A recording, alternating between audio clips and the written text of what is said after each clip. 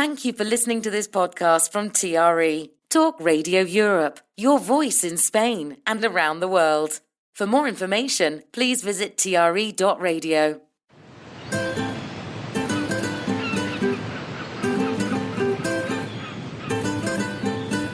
En Camino with Kit Hogg.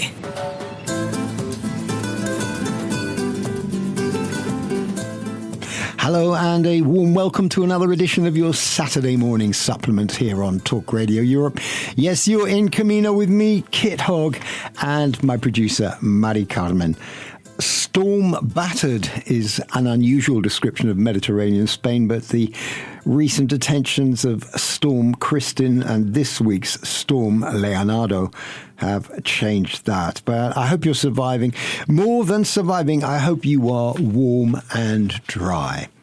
On today's show, days after dry January, we contrast a Chinese magic mushroom with the dwindling appeal of alcohol. Vicky van Rossum on how Sooty the cat is adapting to her new life in Holland. And continuing our series on man's best friend, I tell the story of a dog called Dave. Yep, it's raining cats and dogs in here too. And today's special guest, Koibi Sequoia, reveals his new role as strength and conditioning coach to the Spanish women's rugby team. En Camino with Kit Hogg. But first, as the relentless, insane rain shows no sign of abating, it's those of us who live next to rivers that are most at risk to flooding. Tesorillo in Cádiz province, at the confluence of the Hoz, Garganta, the Guadiaro and the Genal rivers, is one such area. And it is from Tesorillo that we welcome John Dawes. John, hi, good morning. Good morning, Kit. John, you were saying that in 30 years of living where you do, you've never seen anything like this. Can you give us a sense of what's going on down there in Tesorillo?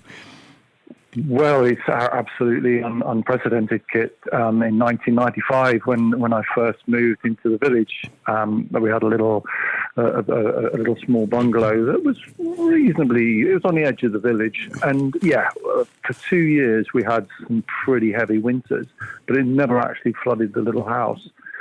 That same little house, I believe, has had over 0.5 metre of water in it now. And that's almost it's on the periphery of the village. Anyone who's been properly down in the Vega have said, they'd like to be rescued, Okay. So there's the Vega being the floodplain. Yes, exactly. Right. Exactly.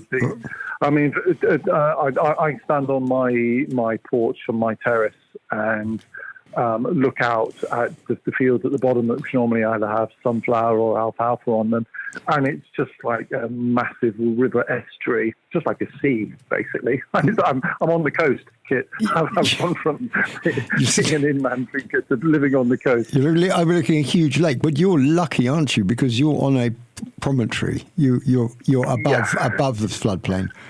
Yeah, absolutely. We're 60 metres above sea level, so it's never going to get us. But we are cut off. We can't get.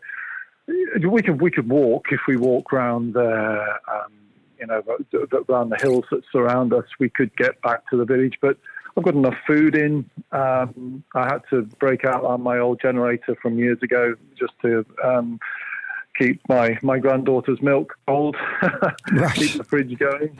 Right, because you've had power. You've had power cuts, yeah.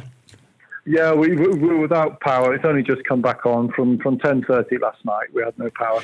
So, John, tell us about the animals, because you keep horses. There are a lot of horses down there. It's a big polo scene. A lot of dogs as well. Yes, yeah, no, the mass evacuation of horses, all by the Iron Bridge, the Guadiaro there at San Enrique, and they just had to get them on high land. One of our clients' polo ponies, poor thing, it ended up in the river. It was absolutely horrendous. You imagine a river that's must be at that point probably 200-300 yards wide of floodwater right in the middle, keeping its head above water with logs and trees going past it. But that same horse is one brave mare, I tell you. She managed to get out, and someone caught her before she was swept out to sea. Because if she'd gone that far, she would have drowned. So very, very lucky. Right, yeah. So that is the footage that I think I saw of this head, the silhouette of a head in this great brown expanse of water, and you're just thinking, "Geez, I hope she makes it." She made it, yeah. Yeah, she made it. I think because at the bottom, when you get almost to the point where the river enters the sea, there's a bit of a sandbar. So she might have hit that and then managed to stumble up and get up onto the beach at that point. Okay, right. Yeah, praise the Lord. And the dogs, like you've been intrepidly rescuing dogs from flooding kennels, and footage of your son Freddie with basically naked carrying two potatoes. Fair play. Yeah. He was funny. He rescued those dogs, and then he got back to his place out of the navvy here, where he's got it. Thankfully, the water heater still had hot water in it, and Rory, my other son, was with him, and apparently he just wouldn't come out. He said, "I'm going to empty the hot water tank." Good on him. That is a well-deserved shower. What's the immediate prognosis for the next few days, John? How are you coping, and how is Tesorillo coping? Well, Tesorillo is still cut off. You can't get out to San Enrique, to the coast, and you definitely can't get out this way to Montenegro.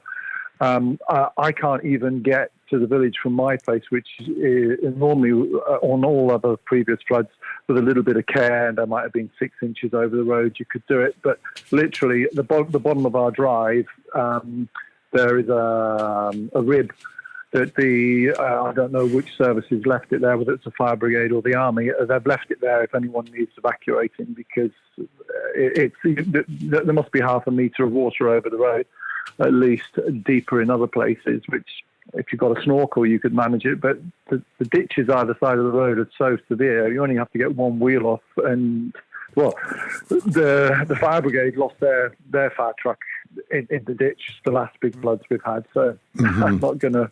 Talking of the fire brigade, are the emergency services in evidence? They must be in the village, but I haven't been into the village since the river came up. Right, because you don't have a boat. Yesterday. No, I've got a paddleboard. Okay. Right. Well, it's a bit windy for a paddleboard. I imagine there's sort of waves as well. John, thank you very much. I won't keep you any longer, but really appreciate your time. Good, and the very best of luck. Yeah, thank you. Well, I know you experienced worse with your finca when you were down by the river, so you know exactly what it's like. Yeah, I do. Yeah, no, my heart goes out to everybody who's in that predicament. Yeah. Okay, mate. Thanks so much. Okay. Take care. Yeah, thank you, Kit. Bye now. Goodbye. En Camino with Kit Hogg. Now, a month ago, I told you the story of Sooty the cat. Not a complete biography, more of an episode. That being Sooty's journey from a rural finca here in Spain to a new life in Holland. As a sequel to the saga, and to find out just how Sooty is getting on in the land of tulips, I'm delighted to welcome her owner, Vicky van Rossum. Vicky, hello, good morning, and thank you for joining us. Yeah, good morning. Good morning. It's good to be there. Yeah. So look, chapter 1 of the story of Sooty's journey ends with her disappearing in her cage on a conveyor belt, bound for the hold of the aircraft, having been checked in at Malaga Airport. At which point you assumed that the next time you saw her would be on another conveyor belt at Luggage Reclaim in Eindhoven. But weirdly, you noticed her before that, apparently abandoned on the tarmac at Malaga Airport as you were boarding the plane. Can you tell us what went through your head then? Because you were about to get on the plane, you see your cat on its own on the airport. Did you freak out? Of course I freaked out. Yeah, it was my cat standing on the tarmac, And so because that's what I've always done. Whenever I've sort of, flew with my animals, I would just stick around and just see where the cages were and whether they were, on board or not. And she was there, and all the luggage had gone. And there was this one suitcase, well, not suitcase, one cage with her inside, obviously, because there were no other pets. Well, there were 2 other pets on board, but I think they had already boarded. They were on the plane or, in the cabin. And so, I freaked out, and I just didn't want to move. And there were so many people waiting, and they all kept pushing. Come on, you have to get on the plane. And I said, well, no, I can't, because my cat is standing there. So you were, let's just place the scene. You're in that sort of plastic tube, that umbilical tube that joins the terminal with the entrance of the aircraft, and you're looking down and seeing your cat abandoned in a cage on the tarmac. You think, oh my God, they've forgotten her. Yeah, exactly. And that's what I thought, they'd forgotten her.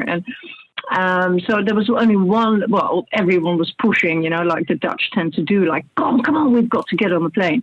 And I just stood there, like, no, I'm not budging, I'm not moving. And then finally one of the guys there in the queue, he said, look, why don't you come with us, and we'll go to the steward or the stewardess and just say, look, my cat is there, and they will take care of it. And I looked at him and I thought, yeah, right.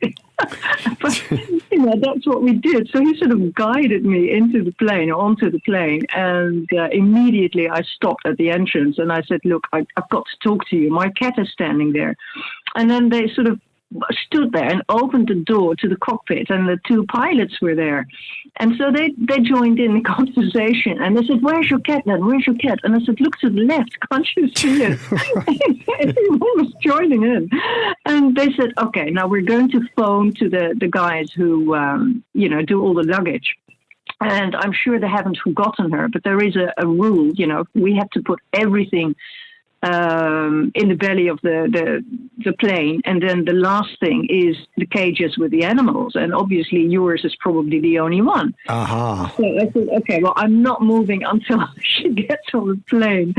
So finally the stewardess said, look, we've got it under control, please go to your seat and I'll let you know straight away when she's on board. And that's exactly what happened. Okay, so they had a little meeting. They were like, what are we going to do with this hysterical cat owner? We need to settle her down, otherwise we're not taking off, But you're not a stranger to moving animals on aeroplanes. Oh, you've actually moved horses on aeroplanes. Exactly. Dogs, horses, cats. That's about it. No chickens, no guinea pigs. So, okay, nothing exotic like a rhinoceros or anything. No, not that. Not yet. Mary Carmen, would you consider taking because you've got how many cats? I have 2 only. 2, and would you consider taking them on an aeroplane? Only if I can take them with me. Vicky, why couldn't you take them on the cabin with you? I think Kit can answer that. Sooty is not a normal cat. She is quite difficult.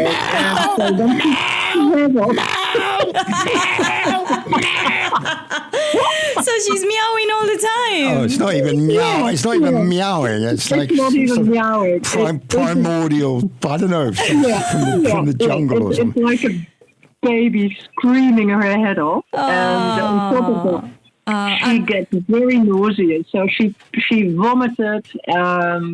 Basically not wearing a diaper. She did everything with the cage on the way to the airport. So I knew I couldn't have her in the cabin, because people would probably, my fellow passengers wouldn't enjoy that. No, smelly and noisy. Yeah. I know, Dios mío. And but how is that the cat escaped? Because they forgot her, or because she escaped from the cage? No, because there's a specific spot within the luggage compartment where it's warmer, so it's not icy cold, and that's right at the front, and that's where they keep the animals. So the other one, there was apparently a little dog, and it was already in that spot, but obviously they had to load all the suitcases and then finally the last cage. So that's the procedure, but I didn't know. So yeah, that's where the panic set in. So Vicky, could we just talk about Slutty's new life in Holland? You've been there now 3 weeks. Yeah. Is it true she hasn't been out of the house during that period? And if so, why not?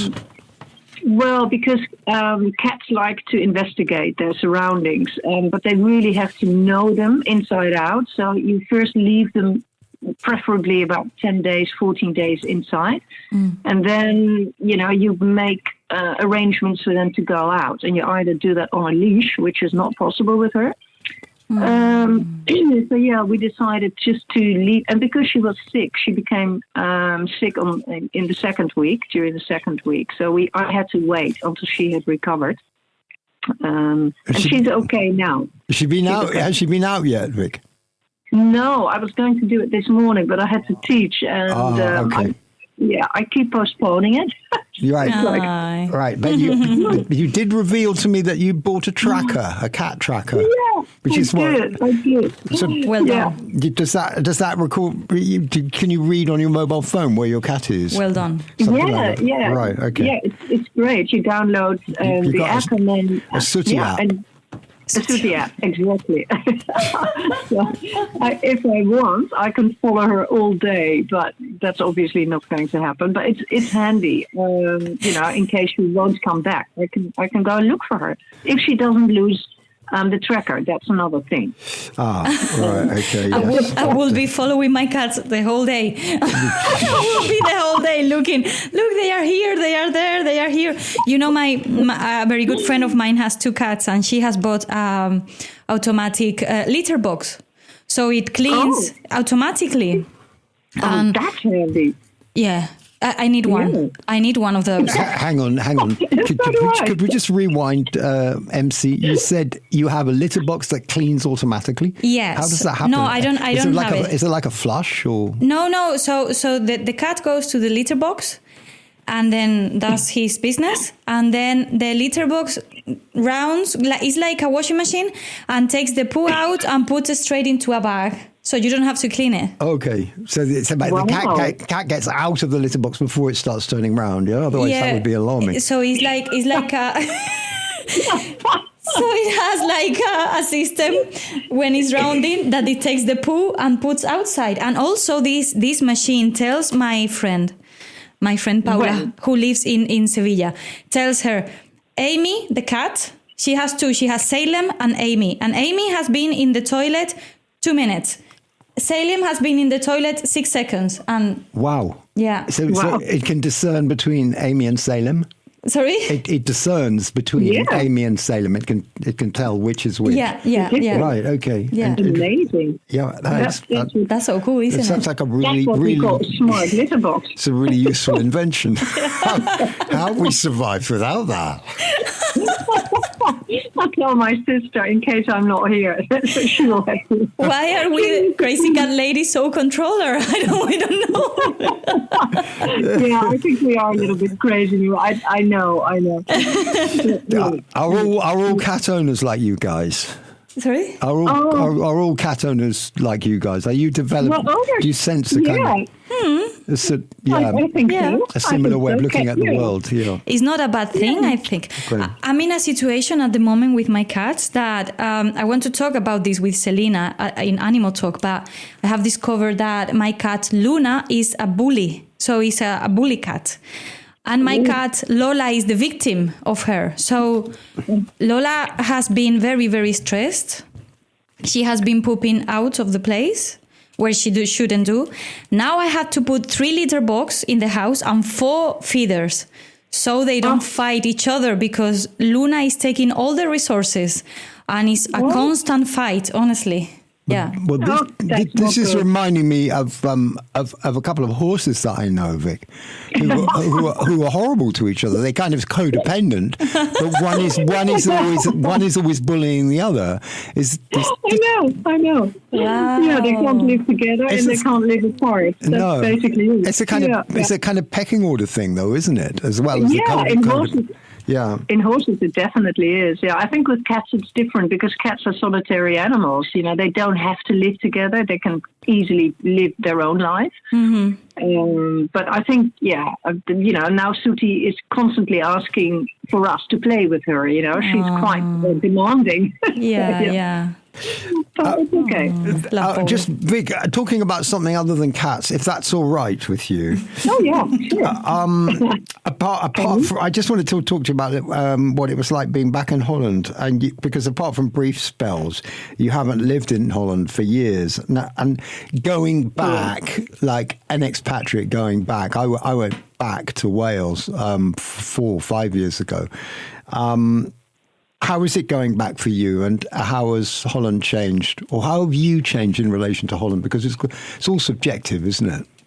It's all objective. Have I changed? I think for years now I've sort of said, well, it's okay being here for temporary time, but, you know, I don't want to live here anymore, which is still very obvious. It's fun being back, you know, because I know the area so well.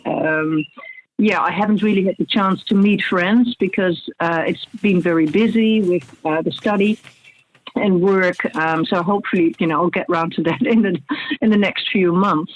That's always the fun part for me, you know, meeting up with old friends. I mean, you know, I don't do cold, but is it cold? I mean, you didn't pick a time to go back when January you returned, didn't you? But still, you know, January, February, even March, April, you know, we can still get snow and ice. It's not always, not every year, but it can happen. And when you are living in an old farmhouse where heating is at a minimum, you know, you dress up. You literally have to wear layers and layers to keep warm. A bit shocking, really. Well, I tell you one thing: it's not as wet there as it is here. I'm sure of that. Exactly. When we look at the weather chart, it's not good in our area in Spain. It's been very difficult. Yeah. Vicky, it's been absolutely lovely having you on the program. Thank you so much for your time, and we wish you and Suti all the best. Say hello to Suti. Say hello. I will. Yeah, I'm sure she will enjoy that. Yeah, I thought we might hear her meowing in the background, but we haven't. She hasn't made an appearance. No, she's sleeping. She's actually sleeping on the heater because that's the warmest place in the house. So she set that one out really quickly. Yeah, she knows what she wants. Okay, Vicky Van Rossum, thank you so much for your time. Thank you. Lovely to have you on. Bye-bye now. Take care. Bye-bye. Bye-bye. From cats to dogs now. Hunting season. And a time of stray dogs. Imprisoned and barking for most of their lives, then on Saturday mornings decanted into ridiculous trailers, no more than cages on wheels, before being let loose, utterly disorientated and demented, to chase anything that moves to the backdrop of their owner's artillery. Unsurprisingly, they get lost, miss the ride home, and often are effectively abandoned. The sad story of any number of Podencos this autumn, two of whose number I came within a whisker of running over these past days. Dave was not a hunting dog, but he was a stray nonetheless. And this is the story of our brief encounter some years ago. It was Sunday morning, curled up in the yard, a strange dog, the tip of his tail twitching in a nervous wag as he saw me. Now, a strange dog curled up on your property is a very different proposition from a lost dog on the side of the road. You can't drive by. He's on your territory. You become immediately responsible. All the more so if his behaviour is appropriately submissive, politely endearing, like, sorry for the inconvenience, but please don't chuck me out. All I want to do is belong. I was looking at that most commonly abused and dumped of dogs, a pit bull American Stamford. I know because I rescued one. He's with me now in the studio. This one was soiled, white and blonde tobacco markings, dirty, flea-bagged and scratching, nose like a dry mushroom, ridge-ribbed, underweight, an angry red welt around his throat, where he'd been tied, probably for most of his life. His eyes, the colour of topaz pond life, looked directly into yours, expressing humility and intelligence. He had to have a name, otherwise he'd just be called that dog. And because it was Sunday, we started to call him that, but Sundays sounded colonial, like something out of the plantations. So he became Dave, like the regular bloke that he was. I fed him. He ate ravenously, his young body gnarled by a puppy who'd lost somewhere in the campo on the end of a chain. We went for a walk. With an instinct for pecking order, he tucked in behind our two staffies as we went down to the river. As usual, I threw sticks into the pools and rapids for my dogs to collect. But Dave stood next to me, uncomprehending. It wasn't that he was shy of the water, but it was quickly obvious that from whatever incarceration he had just escaped, a deadened life of loneliness, play or fun was not part of the regime. He just didn't know what fun was. And what a joy it was to see him start to get it, to watch his wooden body language begin to soften in small prancing steps, in and out of the water, over to where I was and back, to join the other dogs splashing about.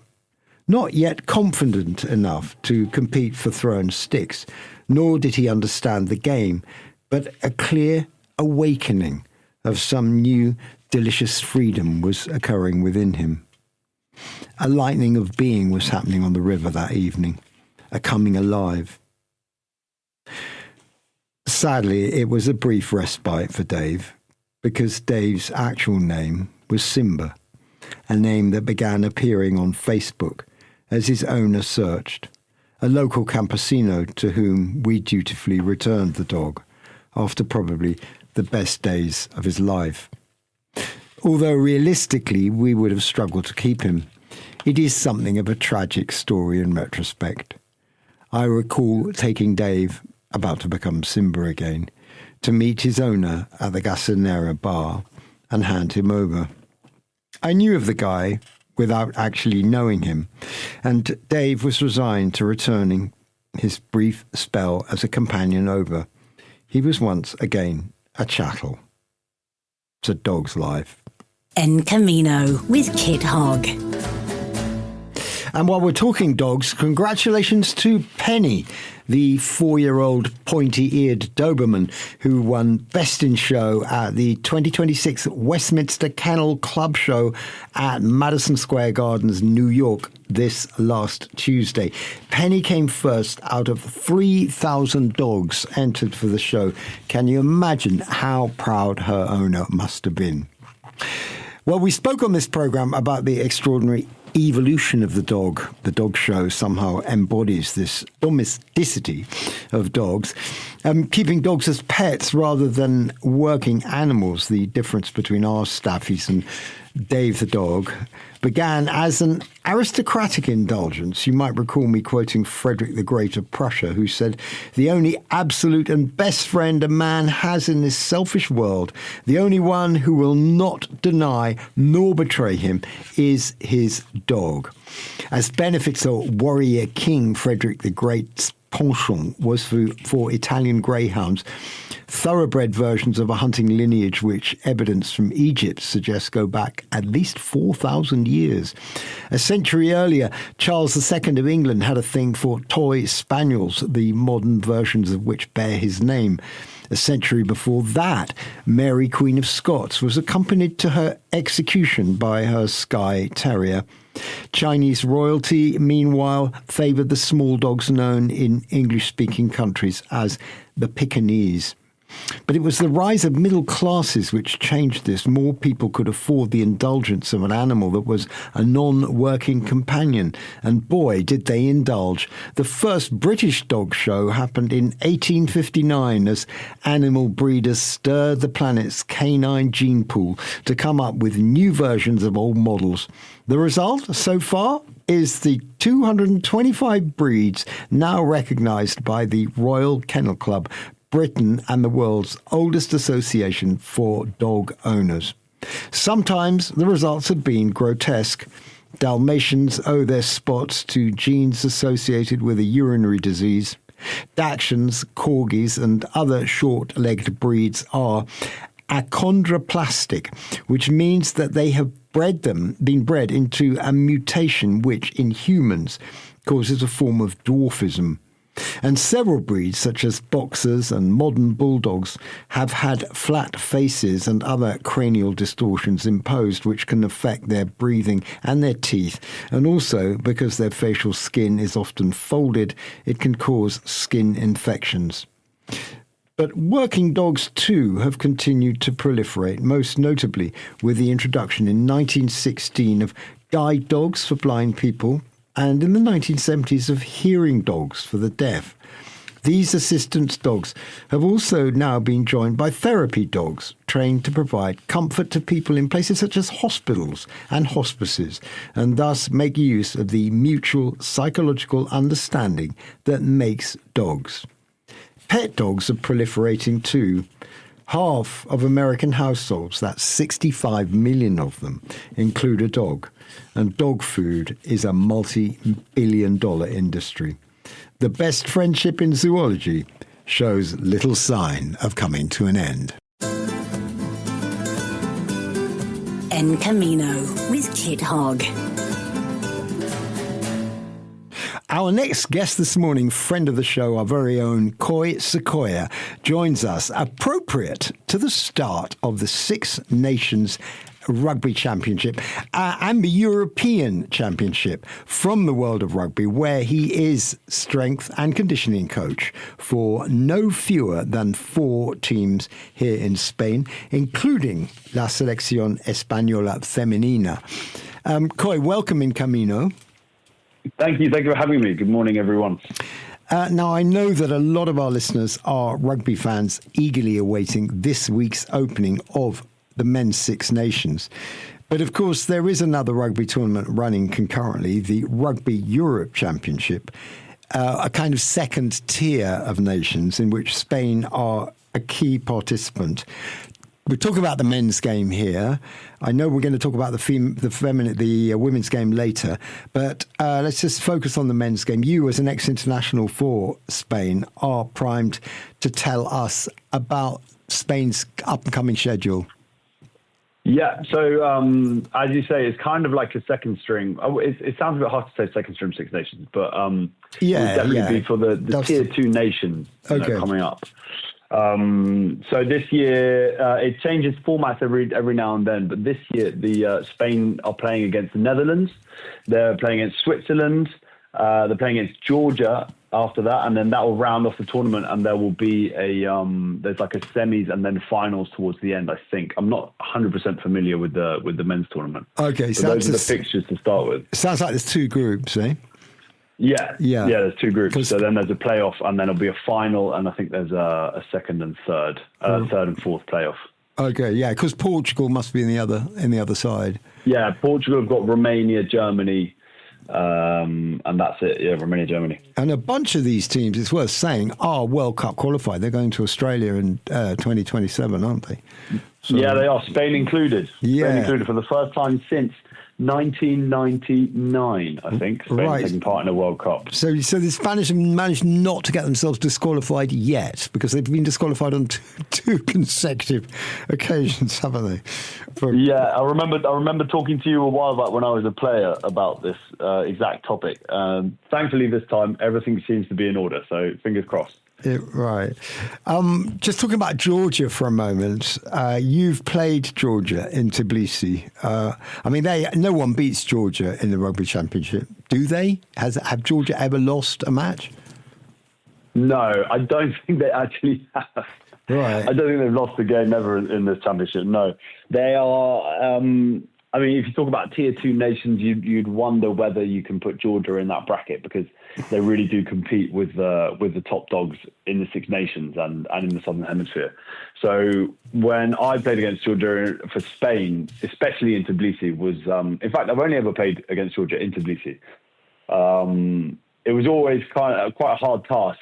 You know, you never expected for a win. We got close a couple of times. I remember one time where there was winds that were insane winds, quite similar winds to what we're experiencing now in Spain. And the kicking game kept us in the first half, and then in the second half they changed their front row and they just blew us away, really.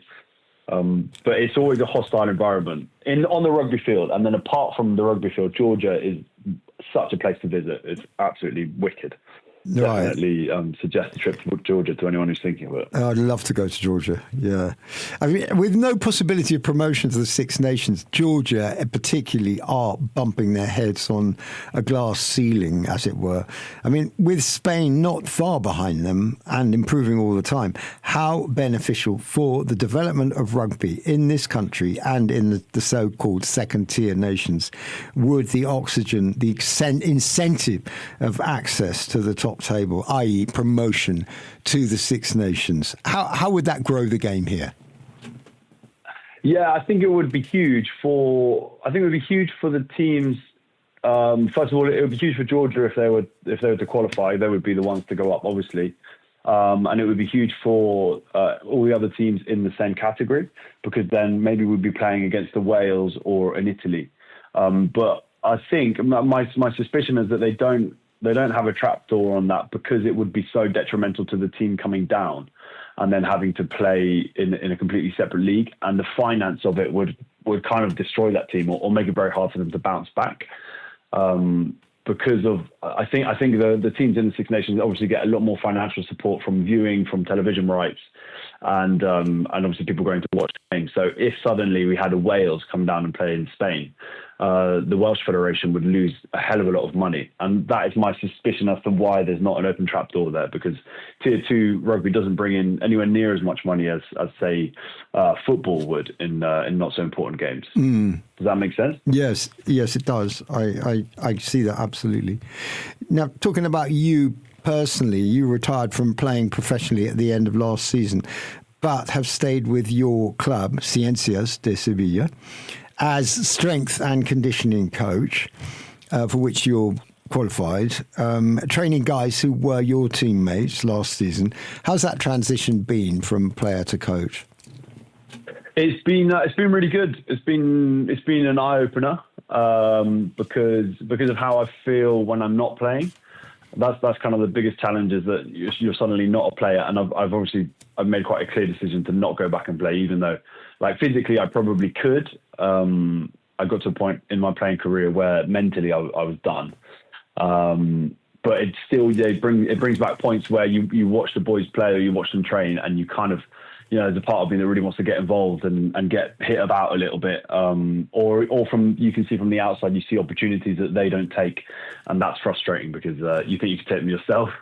So there's that personal element to it, and then the other side of it is seeing the sport from a completely different angle. So all of a sudden, it's all about programming and planning and making sure that you've got an objective for the week, and that you're treating boys on an individual basis and trying to get the best out of them. And that's the part that's really good about coaching, is when you put a plan together and it comes out and it works. That's really satisfying. And then the bits that I'm struggling with is when you put a plan together and it doesn't happen and you don't get the results, which is where we're at the moment. And then without much experience between me and the other coach, who's also his first year full-time coaching, we're kind of trying to guide our way through this, and whether we stay kind of 100% loyal to our game plan, or do you change it? Is everything going wrong? So those are all the questions that we have to kind of ask ourselves. Right. A couple of things to pick up on there. Mentally done, just going back to your playing days, what does that mean? Does it mean you couldn't get up for games? Was like didn't get excited enough? Was the emotion missing? Games were great. The games were great. I think the training week became a bit of a slog because it was just too monotonous. I've been doing it for too long, but the games are great and I could enjoy the games. But the real reason is that I had been through, since the World Cup that we've already mentioned when we qualified and then we were kicked out. Since that year, the following year, I was playing in Barcelona where my club went into a financial meltdown. And then I came to Sevilla, and there were 2 years on the bounce where there was also financial trouble at the club. So it got to a point where you're kind of looking at your bank account, and then you're also, your head hurts because you've had a concussion on the weekend. And you're thinking, why am I doing this? What's the point? So yeah, those kind of things that make you think about it. I mean, I'm sure if I was playing in Racing 92, it would be different because, you'd be on money where you could earn a living and make some savings. But in Spain, that's not the reality.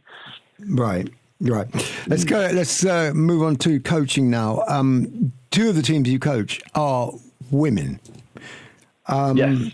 And I'm interested in the potential difference of an approach for you as a bloke adopt for training women. I mean, can you remember your first session, as it were, in front of a team of girls, a room full of girls? I'm imagining you as a lone bloke standing there in front of. How give us a sense of that. Yeah, so I can remember it very clearly. Actually, I've been working here with men, and then I was taken to a team which is kind of it's not the national team, but it's run by the federation. It's almost like a pre-selection for the national team, like an England A for the expats to understand it. So I went there, and it was the first time I worked with girls, and I remember being so nervous the first time that I had to speak to the group for some reason, and there were all these super young girls, all between 18, 22, all in a room, kind of looking up at me, and I got a kind of apple in the throat moment, and I was kind of just choking over my words and getting through it. But I did get through it, and I'm not sure if any of them noticed. But then that was just the first time, and then you kind of relax into it. And I've found out, or I think I've discovered, that actually working with women, it's very different, but I find it almost more rewarding because there's a different aspect to it. There's a softer side than there is with the men's side. There's also there's a soft touch with men as well, but with women. There was a very helpful slogan that someone told me before I started, and that is that men have to play good to feel good, and women have to feel good to play good. Uh-huh. So I really like that because it helps you kind of frame how they're feeling and how to attack the sessions or try and go for a session. So if you're starting a session and you can start really too hard on some days, I think, working with female athletes. And if it's not the day and you don't quite have the tone of the group right, you're not going to get a good reaction. You're not going to get a productive session. Whereas if you come at it with the right energy and try and engage them in the process, then you're going to get a much better result from it, and they'll be much happier with the training. I'm not sure if that makes any sense. Yeah, I'm getting that you have to be sensitive to their emotional space. And it's not individually as well as a group, as in a group.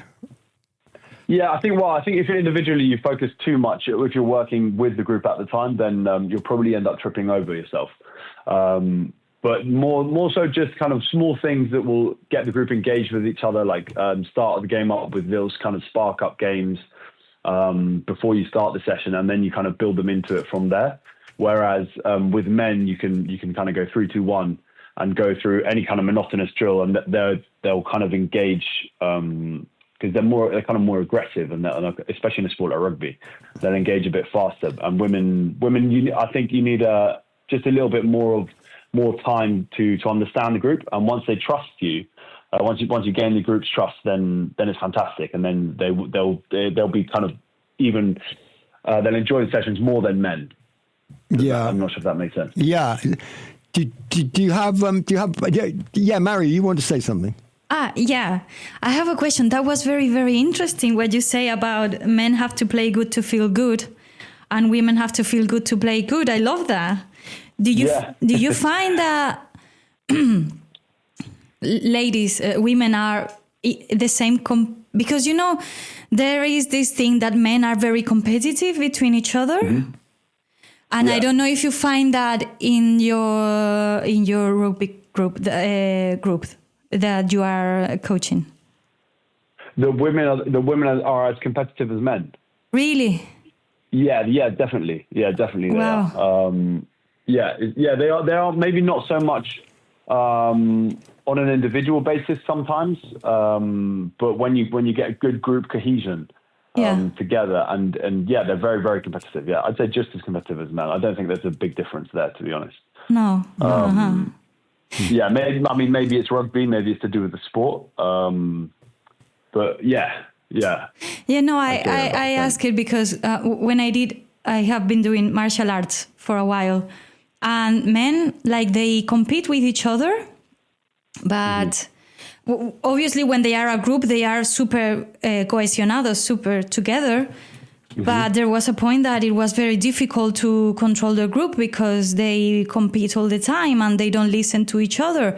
While women, I felt that we were more like, okay, let's do this and see what happens. But that's my point. So that's what I was asking you. How do you see that? The women's group might have been easier to control as a coach. Yeah, or more. Yes. Well, I think the point that I think competition is a good thing in any group, and I think competition gives you competition for places, and it will drive standards and make people play better and want to elevate their game between themselves, between people on the same team.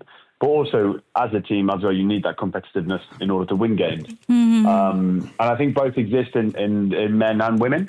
But I think even in some aspects, you do find, especially if you put women into small teams and get them competing against other small teams, they get really, really into it. Yeah. Even in like small, like little competitions, like little games, and they get really into it. So yeah, I wouldn't say there's a huge difference between that. Interesting. Yeah. So Koibi, you've recently landed the job as strength and conditioning coach for the Spanish national women's team, La Selección Femenina. That's quite a big number, isn't it? So just give us a lowdown on what that involves and the tournaments that you've got coming up. Yeah, so that's it's really exciting. First of all, they've just come back from a World Cup. The World Cup was at the end of last summer in England, and they got pretty pasted on it though, didn't they? They lost 3 out of 3, but they had a good game. They had a good game against Ireland and a good game against Japan. Cool. But they didn't. Yeah, but they had to play New Zealand in their pool as well. That was obviously. There's a big difference there. They had a warm-up game against England, which was, you could just tell that the girls from the top tiers are in, they're in another world at the moment. So that's the kind of challenge that faces the Spanish team at the moment, and part of that is a physical thing, and which falls under my role, and then part of that is the rugby thing and skills and how you understand the game and how you want to play it. As well, they're trying to kind of bridge that gap and close that gap between Tier 1 and Tier 2 nations. So coming up now, we've got the as we mentioned before, we've got the women's tournament, not the Six Nations, but the Tier 2 one, so the European Championships. And it's funny because the Spanish women's team are kind of in the same situation as Georgia are in the men's. Oh, right. Okay. They're the top dogs. Yeah. Top dogs, yeah. So in our group we've got Netherlands, Portugal, and Belgium, and none of those games historically are too hard to get across the line. So they're great games, but really what we're looking forward to is a tournament coming up after summer, at the end of August, where we'll be playing teams like Fiji and South Africa. So there'll be much more of a test because those teams are pushing now towards like Tier 1 nations, and will give kind of a better game. So we're just underneath those teams that we'll be facing at the end of the summer in terms of like level and results. So yeah, it's a big challenge coming up, and we're just at the start of a 4-year cycle. So we've just done some physical testing for the girls, which went really well, and from here on out, we're kind of seeing how we can develop. Okay. And so the tournament in late August is where? Is that an actual gathering of teams? Yeah, it's a gathering of teams in Hong Kong. Exciting. Okay. Yeah. So you're brilliant. You're going to go, presumably? Yeah, if everything goes well, then I'll be in Hong Kong at the end of August. Right. Wonderful. It's been great having you on the show, Koips, and thank you so much for your time. Thank you for having me. Well, hasta pronto, Mary? Bye, Koi. Bye. Bye-bye.